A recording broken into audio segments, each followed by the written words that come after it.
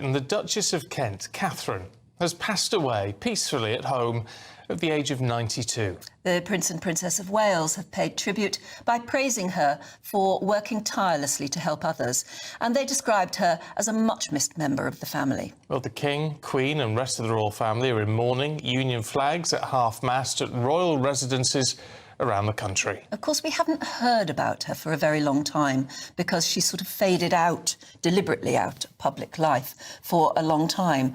But when you read about her backstory, where she came from, who she was, what really motivated her in life, she's fascinating. Let's talk now to royal commentator Rafe Heydel-Mankoo. Good morning, Rafe. Good morning, Anne. I mean, I knew something of her because we used to see her at Wimbledon at the finals giving the trophies because she was a patron of Wimbledon and she took that job very seriously for a long time. But there was so much more to her. That's right. Well, that's how she's best remembered. She actually wasn't a patron at Wimbledon. She didn't actually hold any official capacity. It was her husband, the Duke of Kent, who was the patron. Now, of course, it's the Princess of Wales. But as the wife of the Duke of Kent, she, for 30 years, would present the ladies' singles trophy and also would comfort those who had lost and console them. Most famously, of course, Jana Novotná in 1993, to whom she offered her shoulder to cry on. And I think that was a very revealing scene because it really did show the true nature of the Duchess of Kent. Not the most famous member of the royal family, of course, but for those who knew her, or those who actually knew something about her, she was definitely one of the most admired for her compassion and her elegance and her individuality. And yes, a remarkable life. You know, at the time of her death, she was the oldest member of the royal family and the first royal in 300 years to convert to Catholicism. She took her faith very deeply.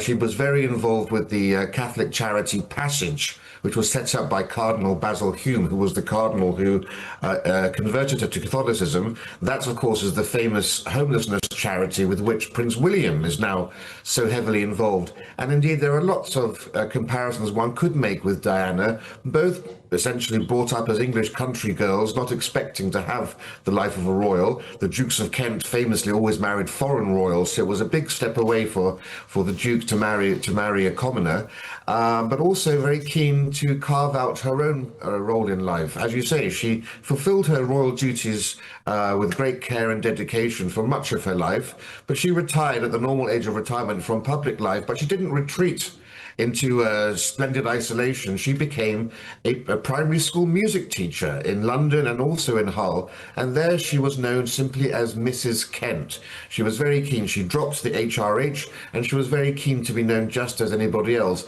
And anyone who met her in a private capacity who wasn't aware of her royal status wouldn't have a clue that actually she was married to the grandson of King George V and the first cousin of Queen Elizabeth. She was born Catherine Worsley.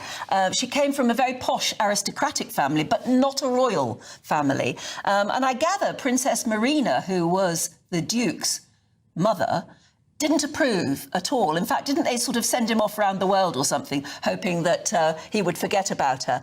But he didn't. At first, it was very much a love match. That's right. I mean, we often think about, of course, now it's quite common for members of the royal family to marry, you know, English debutantes, let us say. But it was quite, for the Dukes of Kent particularly, who always tended to marry foreign royals, this was a big break with tradition, and it did raise eyebrows. Her father was a baronet, so not quite an aristocrat, but certainly part of the title classes of this country. And she lived in a grand estate in the 18th century. Since the 18th century, they had lived in Yorkshire in the hall that they were in. But perhaps it's also raised eyebrows because I think she's the only member of the royal family to descend from Oliver Cromwell, the Lord Protector of England, who infamously ruled the country after the execution of King Charles I. Yeah, and I gather also, sorry, I've just been reading up about her, and I just find her fascinating, that her grandfather founded the chemical company which became ICI. That's right, and that was the main source of their wealth. So they were a very, very well established and successful family. And of course, that was also part of the issue marrying into the royal family is, of course, the distinction between land and trade, and wasn't seen as being very, very smart or very good in those days for amongst the smart set to ally yourself necessarily with industrialists, rather than those, of course, whose wealth came from land. But as I say, she was a lady who everyone could connect with in some way. Also, a woman of remarkable musical taste. I mean, music was her great passion. She didn't have a formal education. She learned the piano and the violin at school. She went up to Oxford to learn music and also finishing school and so forth. But she was always keeping with the times. You know, she was on BBC Radio 4's Desert Island Disc, where she played Mozart's Ave Coram. But then at the same time, she said she liked gangster rap. She was a great fan of Eminem and also of Dido and liked rap music too. So a remarkable lady. It's quite extraordinary. Apparently she More with it than I have. She taught some of her pupils how to play rap and things like that, didn't she? She wasn't a fuddy-duddy in any way at all. But I remember talking about her, certainly in the 80s, we were all sort of told she's had a nervous breakdown. She's frail. Yes, so what happened was in the 1970s, she had a stillborn son called Patrick, and she has 3 children alive today, all very active in society and also serving in some capacity they can the nation. But it was the death of her stillborn child that led to her essentially retreating from public life for a bit.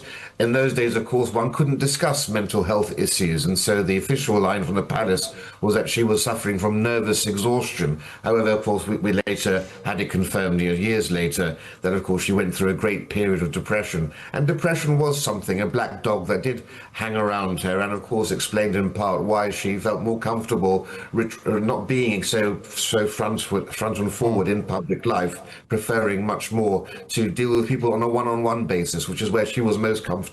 And she wasn't shy to talk about it at all. And she did say, you know, the public-facing role in life isn't what she was made out for. It wasn't part of her character. OK, Rafe, there we must leave it, but good to see you. Thank you very much indeed.